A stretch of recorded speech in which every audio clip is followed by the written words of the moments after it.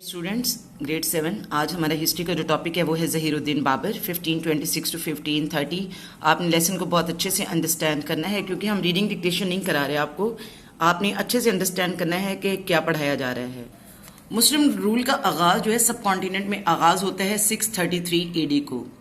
इस वक्त बहुत से मुस्लिम रूल्स जो हैं हुक्मरानों का, इसके बाद हमारे पास टाइम है, लेकिन सबसे पहले जो बरसगीर में हमें मुस्लिम रूल के आसार नज़र आते हैं वो 633 AD से नज़र आते हैं। सबसे पहले मोहम्मद बिन कासिम सिंध में आया। सिंध में आने के बाद उसके बाद वो मुल्तान की तरफ फॉरवर्ड किया। मोहम्मद बिन कासिम का आने का जो टाइम था वो 712 AD है।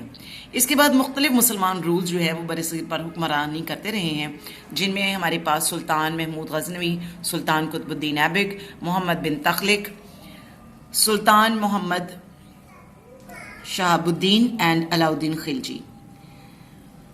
और ये ज़माना था जब मुसलमान अपनी पावर्स में थे। इन 1526 में बाबर, ज़हीरुद्दीन बाबर जो है उसने इब्राहिम लोदी को शिकस्त दी और मुग़ल अम्पायर की बुनियाद रखी। बाबर वॉज बेसिकली अमीर तैमूर के ख़ानदान से था। उसकी वालदा जो थी कतला खातून, that was belong to Chagatai Turk, उस कबीले से थी। और चुगताई टर्क में हमारे पास उसके वालिद का नाम जो है वो यूनुस खान था। यूनुस खान उस ज़माने में काशगर का रूलर था, जिसकी बेटी से ज़हीरुद्दीन बाबर की शादी हुई। और यूनुस खान जो है मंगोलों के सरदार चंगेज़ खान के बाकियात में से था। इस तरह हमारे पास जो है ज़हीरुद्दीन बाबर जिस फॉर्म में आता है वो एक बहुत ही नडर और टर्क और चंगेज़ और मंगोल ख़ानदान का मिक्सचर है। बाबर जो है बेसिकली पोइट भी था। उसने अपने ज़माने में पर्शियन, अरबिक और टर्क लैंग्वेजेस में महारत हासिल की। उसने किताब तज़्किए बाबरी के नाम से लिखी।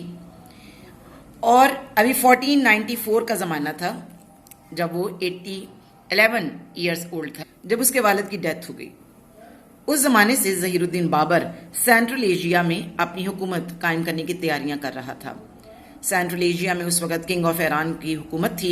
एक तरफ बाबर जो है किंग ऑफ ईरान से फाइट कर रहा था, तो दूसरी तरफ शैबानी खान जो है, जो 10th जनरेशन से चंगेज़ खान की औलाद में से था, वो उसको टफ टाइम दे रहा था। And it was very difficult for Zahiruddin Babur to hold the Central Asia also and Samarkand also. उसकी ख्वाहिश थी कि समरकंद या सेंट्रल एशिया में से किसी एक की हुकूमत उसको हासिल हो जाए।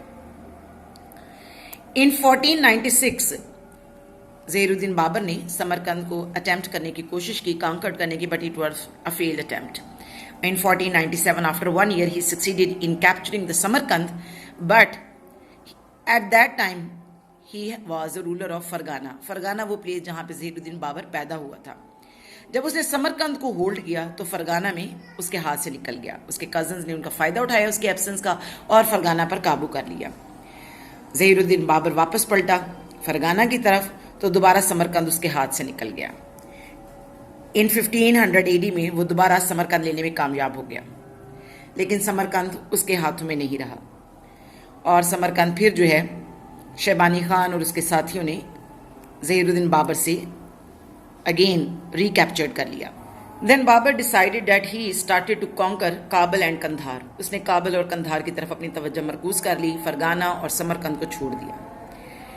ही conquered Kabul in 1504 AD and in Kandahar 1511 AD। जब वो काबुल और कंधार में सक्सेस हासिल कर चुका, तब उसके दिल में ख्याल आया that he should march towards India. India at that time was called the land of riches.